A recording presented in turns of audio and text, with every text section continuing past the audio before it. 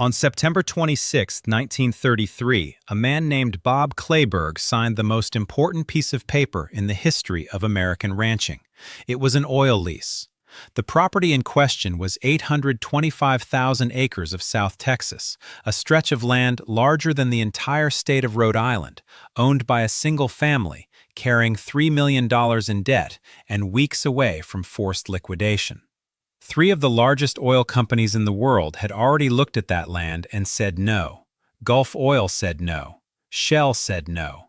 Texaco said no. The geology was not promising enough. The risk was too high. The ranch was too far gone. One company said yes, a second-tier outfit that most of the Texas oil establishment did not take seriously, a company called Humble Oil. And the only reason Humble said yes was because a single geologist, one man, reading one set of subsurface maps, believed that everyone else was wrong. That one signature, on that one document, on that one day in September, saved the largest private landholding in the United States from bankruptcy. It preserved an empire that had been built over 80 years by 3 generations of a family that had been told, in 5 words, never to let it go.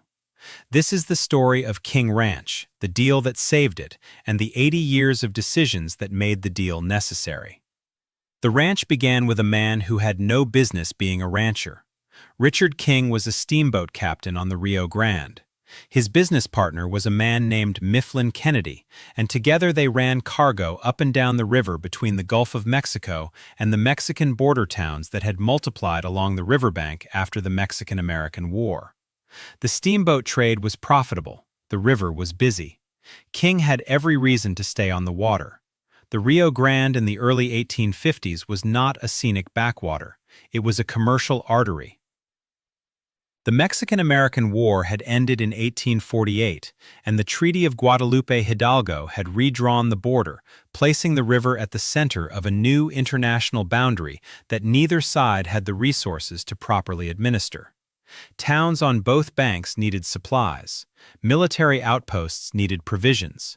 Merchants needed a way to move goods between the Gulf Coast ports and the interior settlements that had sprung up on both sides of the border.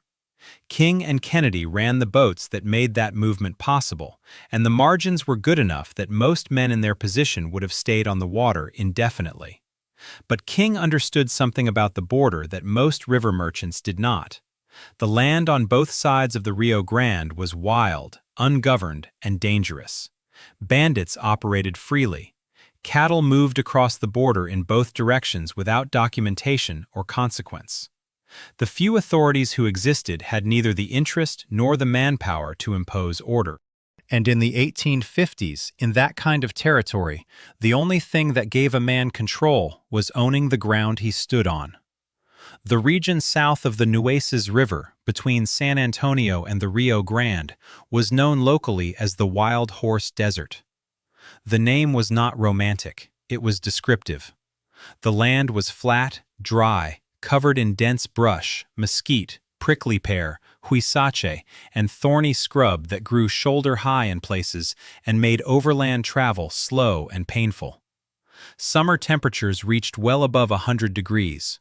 Water was scarce and seasonal. The soil was sandy and thin. Anglo settlers pushing into Texas during this period looked at the region and, almost without exception, kept moving. They wanted the Blackland prairies farther north, the river bottoms with their rich alluvial soil, the hill country with its limestone springs. The brush country between the Nueces and the Rio Grande was, by the consensus of nearly everyone who saw it, land that would never be worth much to anyone. In 1852, King and a man named Gideon K. Lewis founded what would become King Ranch. The following year, in 1853, King purchased the Rincón de Santa Gertrudis, a 15,500-acre Spanish land grant along Santa Gertrudis Creek in the brush country of South Texas. The price was approximately $300. 15,500 acres for $300. That works out to less than 2 cents per acre. The land was flat, dry, thorny, and isolated. No road connected it to any town. The few Anglo settlers who had ventured into the region considered it essentially worthless. King saw something they did not. He saw grass. Beneath the thorny brush, between the mesquite stands, in the clearings along the creek, there was grass. And in the 1850s, grass was cattle money. A man who controlled enough grass could run enough cattle to build something that lasted. The brush country was hostile to farmers, hostile to travelers, hostile to anyone who wanted to plow a straight furrow or lay a road. But it was not hostile to cattle. Cattle could eat the grass, drink from the creek, and survive the heat in ways that crops and horses from the northern breeds could not. The very qualities that made the land worthless to settlers made it valuable to a man who thought in terms of livestock rather than agriculture. But land without people was just dirt with a deed on it. The nearest source of skilled cattle workers, vaqueros who understood livestock, open-range horsemanship, and the seasonal rhythms of the brush country, was not in Texas. It was across the border in Mexico. The vaquero tradition ran centuries deep in the Mexican interior. These were men whose families had been working cattle since the Spanish colonial era, whose horsemanship and roping skills had been developed over generations on the great haciendas of northern Mexico. They understood the brush country in a way that no Anglo cowboy from east of the Mississippi could. King rode south. He crossed the Rio Grande and traveled to a village called Cruyas in the Mexican state of Tamaulipas. He found a community of approximately 100 men, women, and children with limited prospects and no particular attachment to the place they lived. The hacienda system that had once provided structure and livelihood to villages like Cruyas was collapsing in the aftermath of Mexican independence and the war with the United States. King offered them something that no other American rancher had ever offered a Mexican village: relocation. He would bring the entire community, families intact, children included, to his ranch in Texas. He would provide homes, wages, and protection. In return, they would work the land as though it were their own. They accepted. Entire families packed what they owned and crossed the river to a ranch they had never seen, operated by a man most of them had barely met, in a country that had conquered theirs fewer than 10 years earlier. The arrangement required trust on a scale that defies easy explanation. For King, it was a calculated investment in human capital, the only labor force in the region with the skills his operation required. For the families from Cruyas, it was a gamble on a foreign employer in a foreign country, offering a future that their own country, at that particular moment in its history, could not provide. These families became known as the Kineños, the King's people. The name was not merely a label. It described a relationship that would endure across generations, outlasting the founder himself, outlasting his wife, outlasting his grandchildren. The Kineños lived on King Ranch land. They raised their children on King Ranch land. Their loyalty ran to the King family personally, not to a contract or a paycheck. In exchange, King provided a form of security that was, by the standards of the 1850s Texas-Mexico border, nearly absolute. When the border raids came, and they came often, with armed groups crossing the river to steal cattle and sometimes kill the men guarding them, the Kineños fought alongside King's Anglo riders. They were not employees defending a workplace, they were families defending a home. The brand they burned into every animal on the ranch was King's own design. At first, in 1859, it was a simple HK for Henry King, the variant of his name he sometimes used. The brand worked, but it had a weakness that every cattleman on the open range understood. A simple two-letter brand could be altered. Cattle rustlers on the Texas-Mexico border carried running irons, short, curved branding tools that could modify existing brands on stolen cattle. An HK could be turned into any number of other marks with a few strokes of a hot iron, and once the brand was altered, proving theft became nearly impossible. A decade later, on February 9, 1869, King registered a new mark, the running W. A single wavy line, clean and distinctive, impossible to alter with a running iron without leaving visible evidence of tampering. The Running W would become one of the most recognized cattle brands in the history of the American West, and the fact that it was designed specifically to resist fraud tells you everything about the kind of country King was operating in.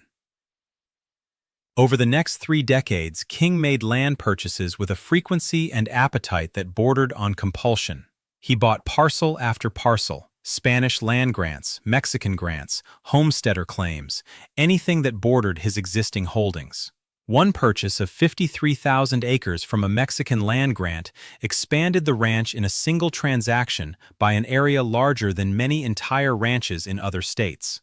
The pattern was always the same: identify adjacent land, determine its price, buy it, fence it, stock it, and move on to the next piece. Each acquisition served 2 purposes. It added grazing capacity, and it pushed the boundary of King's control farther from the core of the ranch, creating a buffer zone that made his interior pastures harder to raid and his water sources harder to contest. When the Civil War broke out, King, a man whose loyalties were financial before they were political, registered his steamboats under the Mexican flag and ran Confederate cotton from the Texas interior downriver to Matamoros. The arrangement was elegant in its cynicism. Confederate cotton could not be exported directly from southern ports because the Union blockade made that impossible. But cotton that reached Matamoros, on the Mexican side of the Rio Grande, was legally Mexican goods being sold by a Mexican-flagged vessel to European buyers who could not be formally accused of trading with the Confederacy. The legal theory was thin, the profit was not. King ran cotton south and brought back hard currency and supplies that the Confederate interior could not obtain through any other channel. He was, in effect, operating a sanctions evasion operation using the international border that ran through his own backyard. After the war, the chaos along the border intensified rather than subsiding. Between 1866 and 1875, King Ranch lost an estimated 34,000 head of cattle to cross-border raiding. 34,000 head. That number is worth pausing on. At the cattle prices of the late 1860s, 34,000 head represented a staggering financial loss, the kind of hemorrhage that would have driven most ranchers out of business entirely. Armed groups, some organized by former Confederate soldiers, some by Mexican bandits, some by opportunists who operated on both sides of the border without clear allegiance to anyone, drove stolen herds south across the Rio Grande into territory where Texas law could not reach. The cattle crossed the river and disappeared into the Mexican interior, sold at markets where no one asked about brands or provenance. King's response was not to complain to a government that had no interest in helping. The state of Texas in the post-Civil War Reconstruction era had neither the military resources nor the political will to patrol the border effectively. Federal troops were present in some areas but were spread thin and primarily concerned with Reconstruction politics rather than cattle theft. King took the matter into his own hands. He built watchtowers at strategic points on the ranch's perimeter, placed lookouts with rifles and field glasses, and established a system of mounted patrols that operated day and night along the southern boundary of the property. He mounted artillery on the ranch's perimeter. He fought a private war with private soldiers on his own land, a conflict that lasted nearly a decade and that the government he paid taxes to did almost nothing to support. The ranch grew despite the raids, and in some ways because of them. Every raid that failed, every herd that was defended, every confrontation that ended with the raiders driven back across the river, reinforced King's reputation as a man whose property could not be taken from him. Settlers who might have claimed adjacent land chose not to contest him. Rival cattlemen who might have expanded into the brush country looked at King's operation, the Kineños, the watchtowers, the artillery, the sheer geographic scale of the thing, and decided to build elsewhere. By the 1880s, King controlled more than 600,000 acres of South Texas, a private territory larger than many counties, governed by one family, worked by one community of Kineños, and marked by one brand.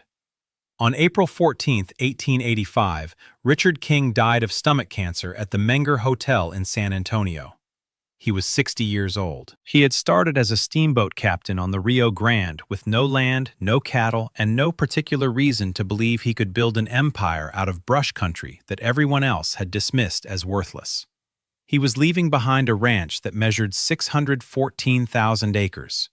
His estate carried roughly $500,000 in debt, a staggering sum for the era, but manageable given the scale of the asset underneath it.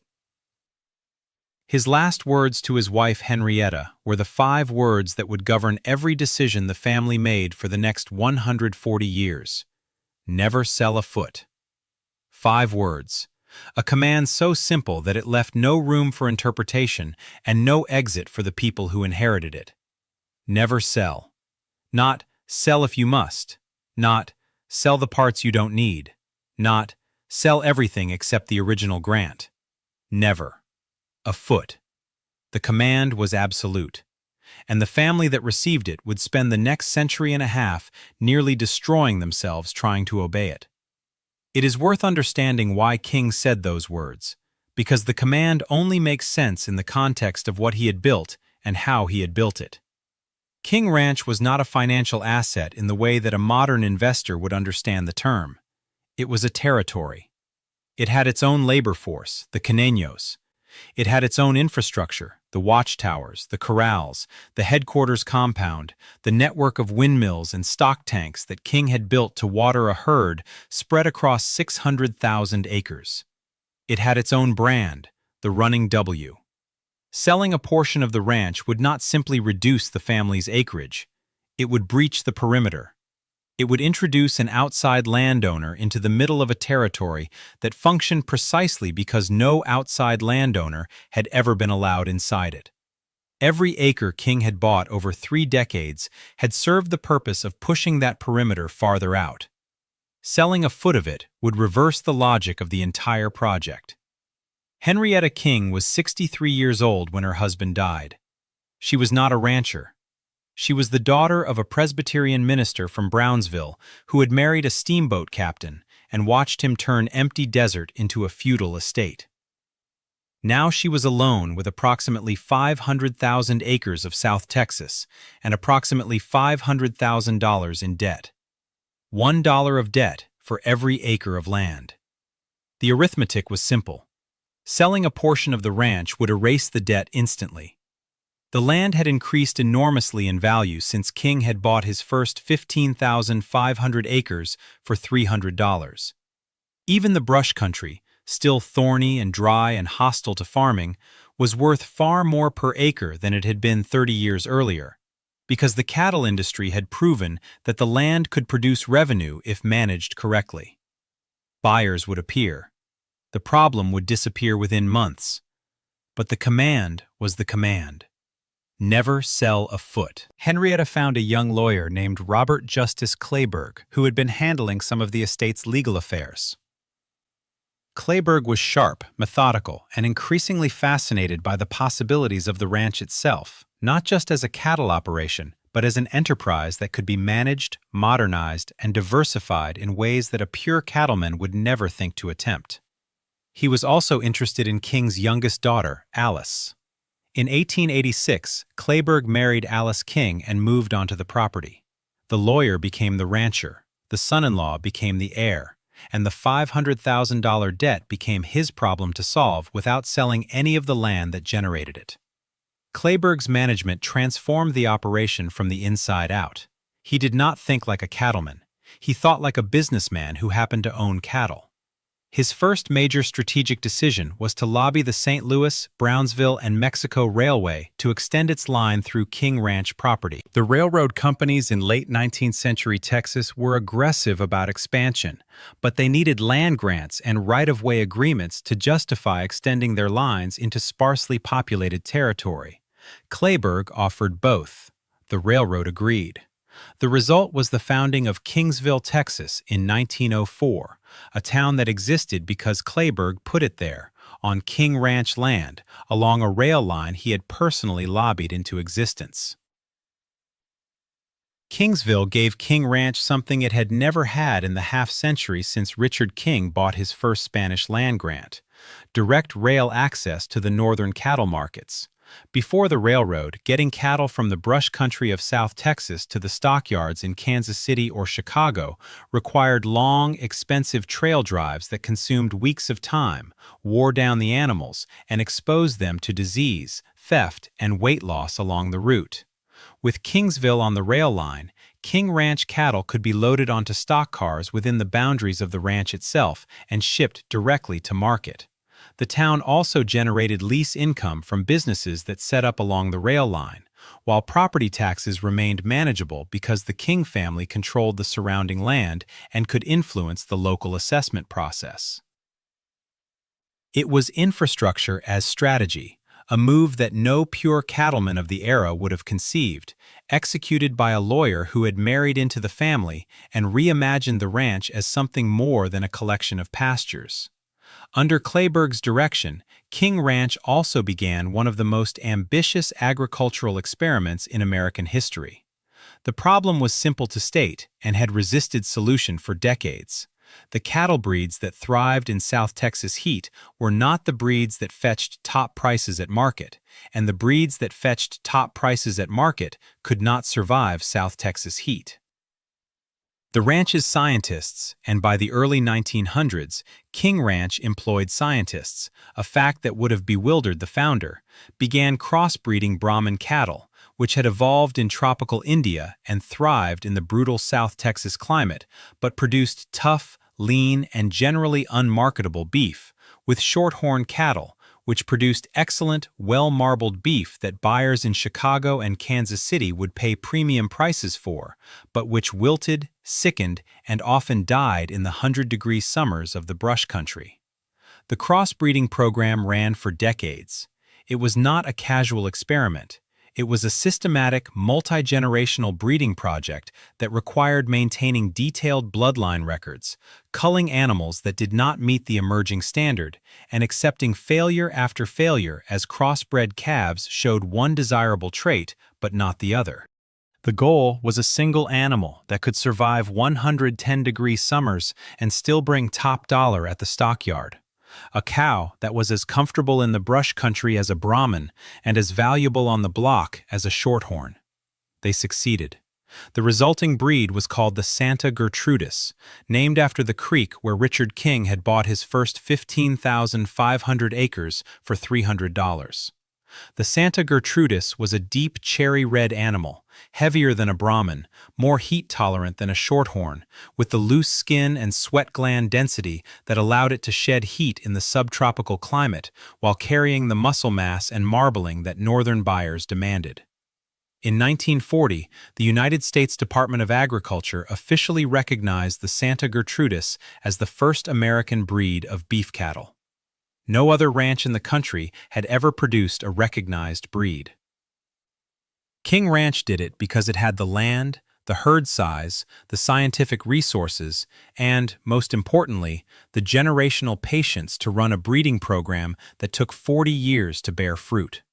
A project begun under Robert Justice Kleberg Sr. was completed under his son. The breed that a lawyer-turned-rancher started, a rancher born on the property, finished.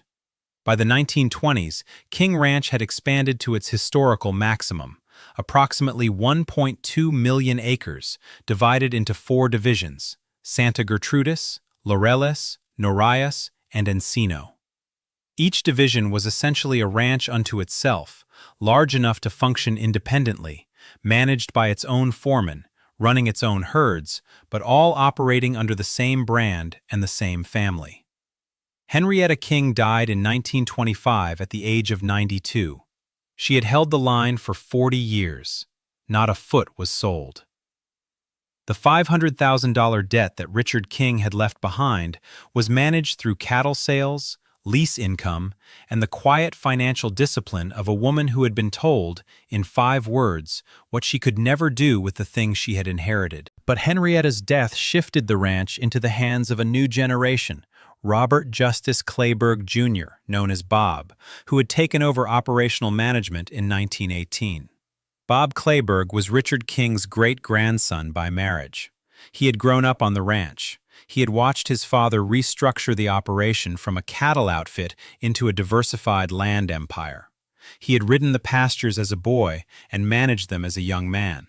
And now, in the late 1920s, he was watching something that no amount of diversification, no amount of rail access, no amount of scientific breeding could survive. The American economy was collapsing. The Great Depression hit the cattle industry with a force that no rancher alive had experienced. Beef prices did not merely decline, they cratered. The price per pound at the stockyards fell to levels that made it more expensive to raise a cow, to feed it, water it, treat its diseases, brand it, drive it to the railhead, and ship it to market than the animal was worth when it arrived at the slaughterhouse. A rancher who shipped a trainload of cattle to Kansas City in 1931 or 1932 could, depending on the market that week, actually lose money on the transaction after accounting for the shipping cost, the commission, and the months of feed and labor that had gone into raising the animals. Markets dried up. Credit tightened. Banks that had extended loans to ranchers during the prosperous 1920s called those loans in, demanding repayment from men whose cattle could not be sold at any price that covered the debt. And King Ranch, which had been carrying manageable levels of debt for decades, always counting on the next cattle sale to service the next interest payment, always confident that the sheer scale of the operation would generate enough revenue to stay ahead of the creditors, found itself drowning. By the early 1930s, King Ranch owed approximately $3 million. $3 million in Depression-era currency. To put that number in context, $3 million in 1932 had the purchasing power of roughly $60 million in modern terms. It was a debt that would have been difficult to service even in a healthy economy with strong cattle prices. In the worst economic collapse in American history, with beef prices at historic lows and no sign of recovery, it was a death sentence. Bob Kleberg did the math. At the rate the debt was accumulating, interest compounding, cattle sales generating pennies against dollars of obligation, the family would be forced to sell land within a matter of years, perhaps months. The command would be broken. The 614,000 acres that Richard King had assembled parcel by parcel over 3 decades, the Kineño families who had crossed the Rio Grande from Cruillas to build something that was supposed to last forever, the Running W brand that had been burned into hides since 1869, the Santa Gertrudis breed that had taken 40 years to develop. All of it would be liquidated to satisfy creditors who did not care about deathbed promises. Kleberg had one idea, one option that did not require selling a foot of land. Texas was in the middle of an oil boom. The Spindletop gusher had blown in 1901 and transformed the state's economy. Fortunes were being made in the Permian Basin, in East Texas, along the Gulf Coast. Oil derricks stood on land that had been worth nothing a decade earlier.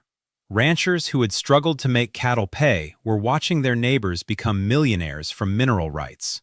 The geology of South Texas was different from the Permian. Fewer obvious surface indicators, less dramatic seismic activity, a subsurface structure that geologists of the era found ambiguous and difficult to read. But the formations beneath King Ranch might, possibly, contain petroleum. If they did, an oil lease would allow a drilling company to extract the oil while King Ranch retained ownership of the surface. Revenue from the lease and from royalties on any oil produced could pay the $3 million debt without violating the 5-word command. The if was enormous. Oil exploration in the 1930s was expensive, risky, and uncertain. Drilling a single well could cost hundreds of thousands of dollars. Most exploratory wells came up dry, and the subsurface geology of the South Texas brush country had never produced the kind of dramatic strikes that had made the Permian Basin and East Texas famous. Kleberg approached Gulf Oil, one of the largest petroleum companies in the world, a company with the resources, the expertise, and the drilling infrastructure to evaluate King Ranch's subsurface geology and make an informed decision. Gulf sent geologists to the ranch. They studied the surface formations. They examined whatever seismic data was available. They analyzed the rock structures beneath the brush country and tried to determine whether the subsurface held the kind of trap formations that could accumulate petroleum in commercial quantities.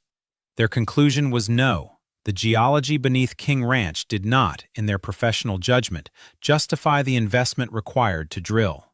The indicators were ambiguous. The risk was too high. Gulf Oil walked away. Kleberg went to Shell. Shell was one of the most technically sophisticated oil companies on the planet, a Dutch-British company with operations on multiple continents and a reputation for geological rigor that the rest of the industry respected. Their geologists looked at the same formations Gulf had examined. They applied their own analytical methods. They reached the same conclusion. The subsurface beneath King Ranch was not promising enough to warrant the investment. No.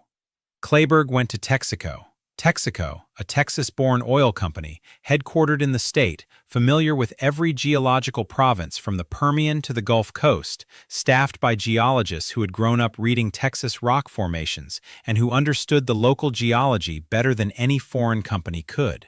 If any oil company was going to find something beneath King Ranch, Texaco should have been the one. They too looked at the formations. They too weighed the risk against the cost. They too said no. 3 of the most powerful oil companies in the world had now examined King Ranch and decided it was not worth the risk. The professional consensus was clear. The land that Richard King had bought for $300 in 1853 did not have oil beneath it. Or if it did, it was not accessible enough, not concentrated enough, not commercially viable enough to justify the millions it would cost to find out. 3 separate teams of professional geologists working for 3 separate companies with 3 separate corporate cultures and 3 separate analytical frameworks had all reached the same conclusion. Bob Kleberg was running out of companies to ask. And each rejection made the next conversation harder because the next company he approached would inevitably learn that Gulf, Shell, and Texaco had already said no, and would wonder what those 3 companies had seen that should serve as a warning. And then a geologist at a company called Humble Oil looked at the same data that Gulf, Shell, and Texaco had rejected and saw something different. His name was Wallace E. Pratt. He was not more experienced than the geologists at the 3 major companies. He was not working with better equipment or more detailed maps. He did not have access to seismic technology that Gulf or Shell or Texaco lacked.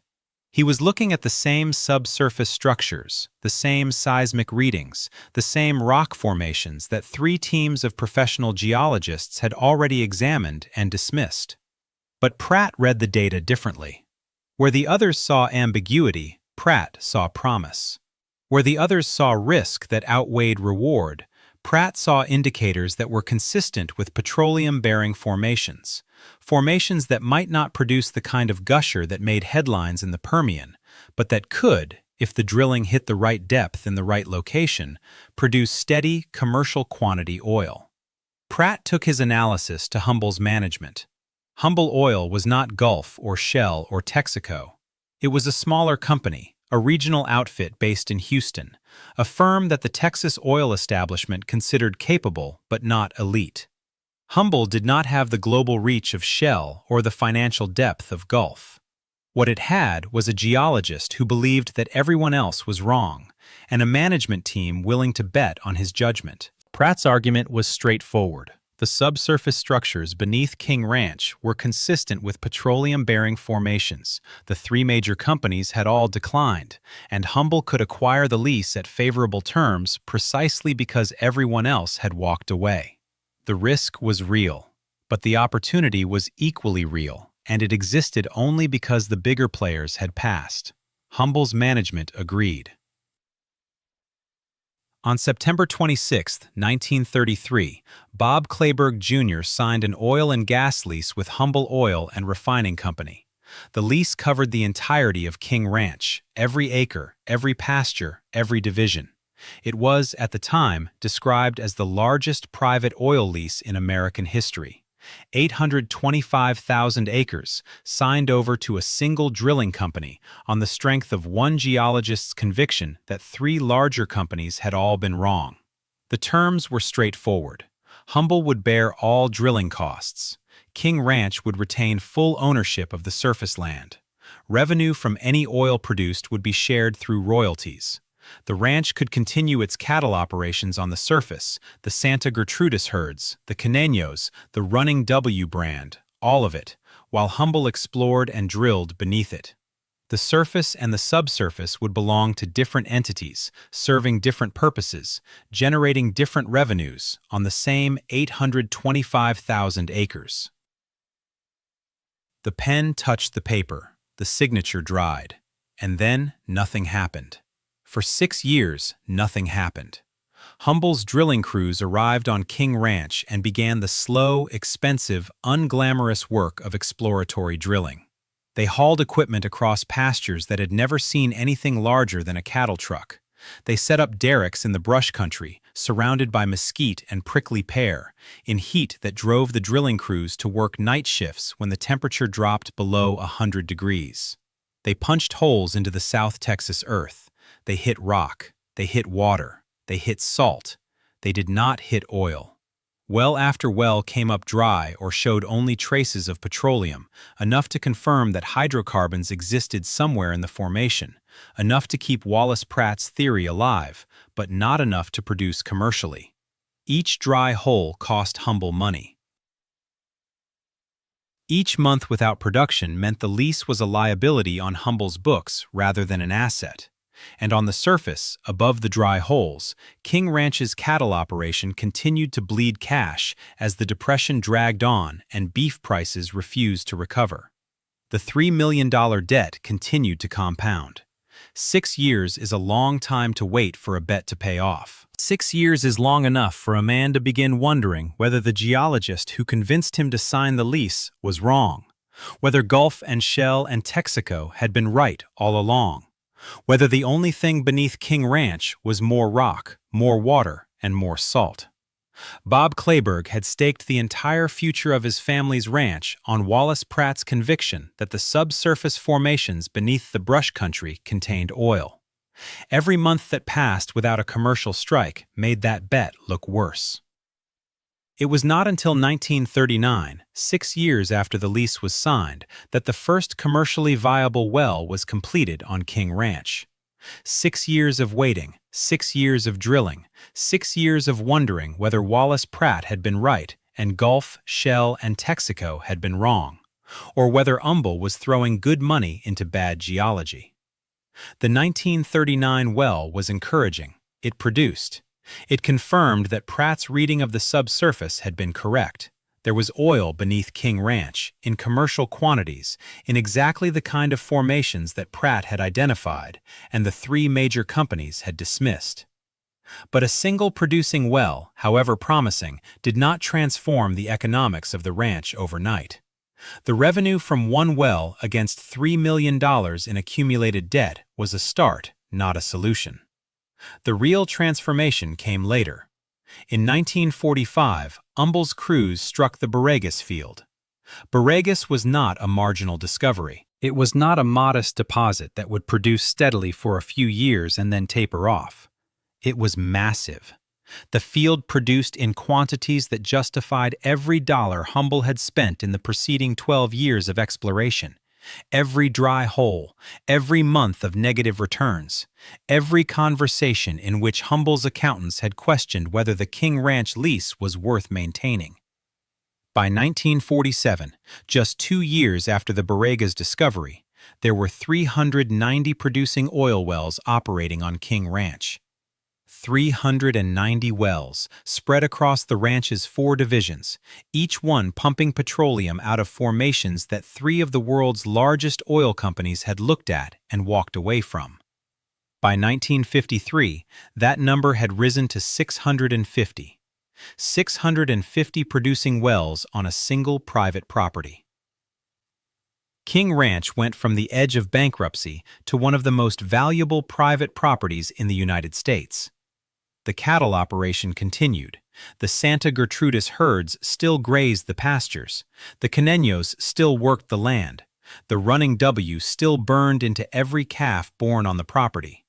But the economic foundation of the ranch had shifted permanently from livestock to petroleum. The oil beneath the surface was worth more than the cattle on top of it. The ranch that had nearly been sold to pay its debts was now generating petroleum royalties that dwarfed the revenue from even the best cattle year in its history. The $3 million debt vanished. The creditors were paid. The land was intact. Not a foot was sold. The deal that Gulf Oil rejected, that Shell rejected, that Texaco rejected, the deal that one geologist at a second-tier company believed in when no one else did, had saved the largest private landholding in the history of the United States. What followed was a dynasty reborn. With the oil revenue flowing, King Ranch entered a period of expansion and diversification that Richard King, the steamboat captain who had bought 15,500 acres of brush for $300, could not have imagined. In 1946, a horse named Assault, a thoroughbred bred and raised on King Ranch, won the Triple Crown. Assault had been born with a deformed right front hoof, the result of stepping on a surveyor's stake as a foal. The injury was severe enough that many trainers would have retired the animal before it ever reached the starting gate. The hoof healed, but imperfectly. Assault ran with a limp that was visible from the grandstand, a rolling, uneven gait that made spectators wince and handicappers doubt. He won the Kentucky Derby. He won the Preakness Stakes. He won the Belmont Stakes. 3 races, 3 wins in the same year. The Triple Crown. A lame horse from a cattle ranch that had nearly been liquidated to pay Depression-era debts, wearing the running W on his blanket, beating the best-bred horses in America on the biggest stages in the sport. 4 years later, another King Ranch horse, Middle Ground, won the Kentucky Derby and the Belmont Stakes in 1950, falling 1 race short of repeating Assault's Triple Crown. 2 champion racehorses in 4 years, from a ranch whose primary business was still cattle, whose primary identity was still the running W and the brush country and the Kineños, but whose primary revenue source was now the petroleum that Wallace Pratt had believed was there when no one else did. The ranch that had nearly been sold to pay its debts was now producing champion racehorses. The running W was no longer just a cattle brand. It was becoming a symbol of something larger, a mark that appeared on saddles, on leather goods, on the dashboards of Ford pickup trucks through a licensing arrangement that put the King Ranch name in front of millions of Americans who would never set foot on a ranch. King Ranch was evolving from a ranch into a brand, and from a brand into a mythology. But the mythology always came back to one moment, one signature, one day in September. One geologist who looked at data that 3 major companies had already dismissed and believed something different. If Wallace Pratt had not convinced Humble's management, if Humble had said no, as Gulf and Shell and Texaco had said no. If September 26, 1933 had ended without a signature on a lease. If the search had stopped at 3 rejections instead of continuing to a 4th company. The math is unavoidable. The $3 million debt would have compounded. The cattle market would not have recovered in time. Bob Kleberg would have been forced to do what every generation of his family had been commanded never to do. The land that Richard King had assembled, parcel by parcel, the perimeter he had defended with watchtowers and artillery, the Kineños he had recruited from a village in Tamaulipas, the running W he had designed to resist alteration by rustlers, all of it would have been broken up and sold to strangers who would have used the land for whatever purpose suited them, with no obligation to honor the command of a man who had been dead for 50 years. Sell. Today, King Ranch still stands at 825,000 acres. 4 divisions, Santa Gertrudis, Laureles, Norias, and Sino.